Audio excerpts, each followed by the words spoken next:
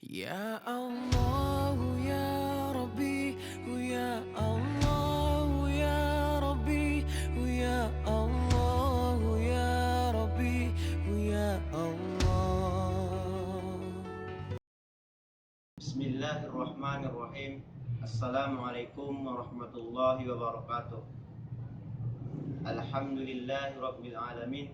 Wa bihi nasta'in wa ala umurid dunya waddin. Asyhadu an la ilaha illallah wa asyhadu anna Muhammadan abduhu wa rasuluh. Amma ba'du. Faya ibadallah, ittaqullaha haqqa tuqatih wa la tamutunna illa wa antum muslimun. Surahul azim. Puji syukur kehadirat Allah Subhanahu wa taala yang telah memberikan kita beberapa nikmat. Di antaranya nikmat yang dimana kita masih bisa melaksanakan ibadahnya dan meninggalkan apa yang dilarangnya. Dan yang lain juga kita masih bisa mendengarkan kedua orang tua kita, mendoakan mereka, dan masih bisa juga berjumpa dengan mereka.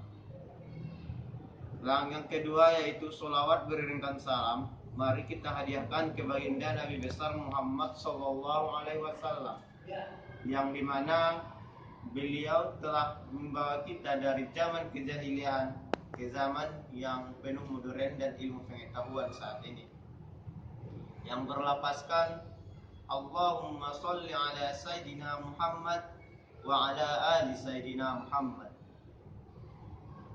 Baik, tujuan saya di sini yaitu sebagai pemateri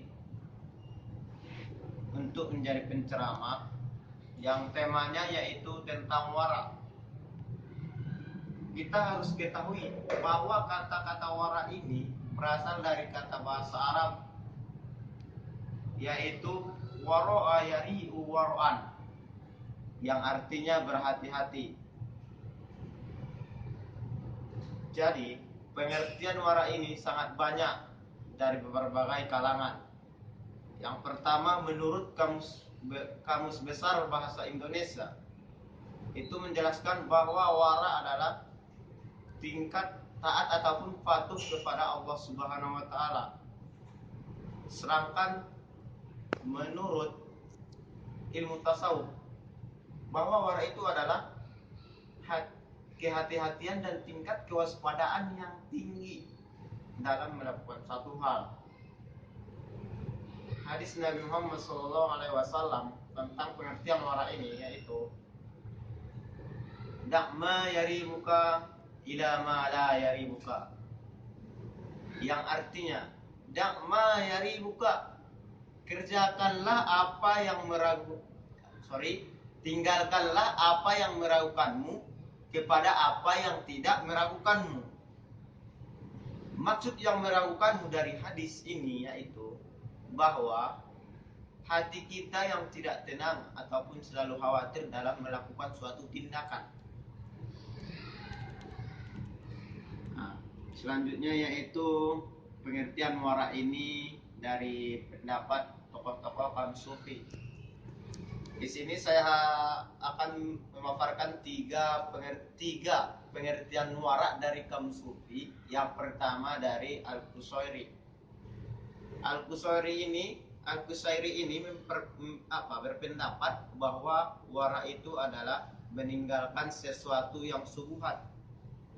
Pendapat yang kedua yaitu meninggalkan sesuatu yang syubhat dan meninggalkan segala sesuatu perbuatan yang tidak ada faedahnya.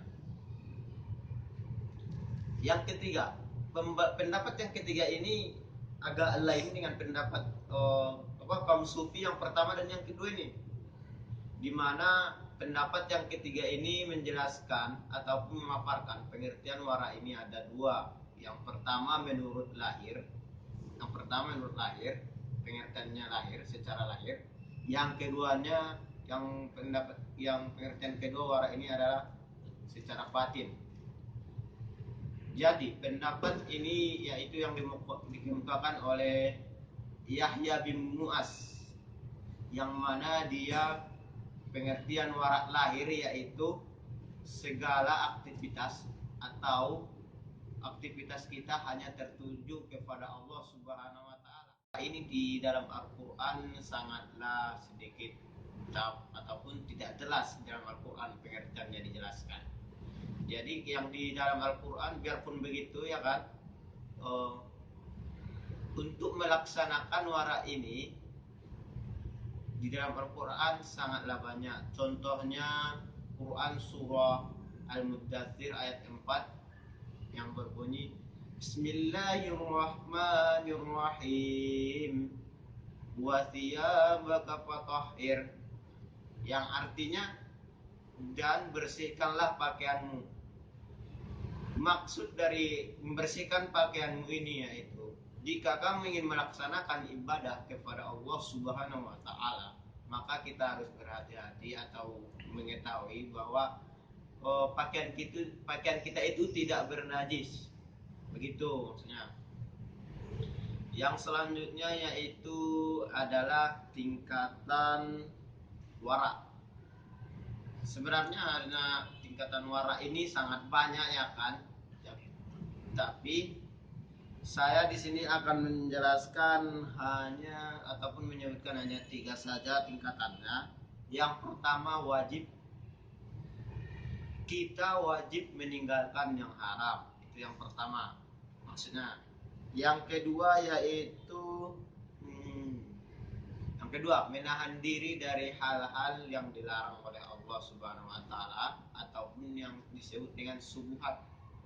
Yang dimana arti syubhat ini adalah halal dan haram sesuai itu belum jelas. Halal haramnya tidak jelas. Jadi yang ketiga yaitu meninggalkan kebanyakan perkara yang mubah. Yang selanjutnya yaitu di sini akan adalah manfaat wara. Manfaat wara yaitu yang pertama terhindar dari azab Allah. Yang pertama terhindar dari azab Allah. Yang kedua mendapat cinta Allah. Yang ketiga menahan diri dari segala apa yang dilarang oleh Allah. Selanjutnya yaitu relevansinya dengan jurusan kita.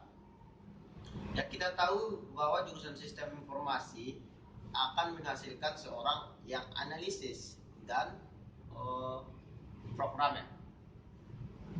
Dalam karakter ataupun dalam pekerjaan programmer dan analisis, kita harus tingkat kehati-hatian kita itu harus tinggi.